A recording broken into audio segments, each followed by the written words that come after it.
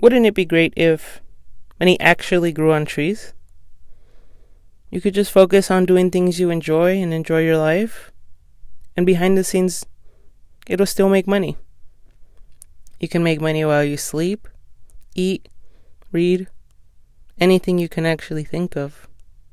Or nothing. Nothing at all.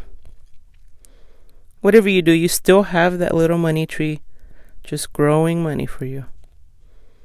But then reality hits.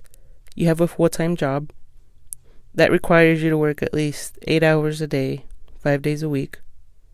You get paid well, but after rent, car note, student loans, and other bills, well, it doesn't leave much.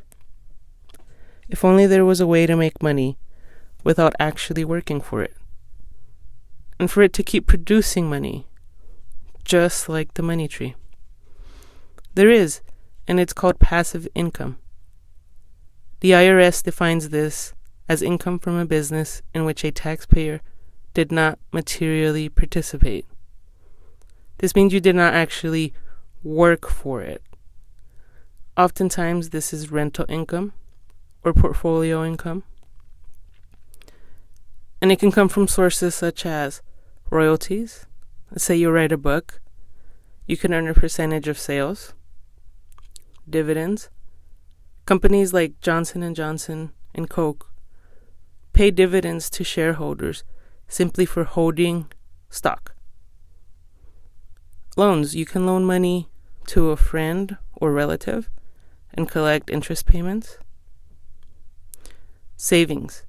Like a high-yield savings account will pay you for saving money with it. You can create a digital product. Make something like a Excel template and sell it over and over again. Affiliate marketing. This can come from blogs, websites, YouTube.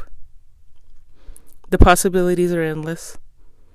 The more streams of passive income you can create, the bigger and bigger your money tree will grow, and the more and more fruit you can enjoy.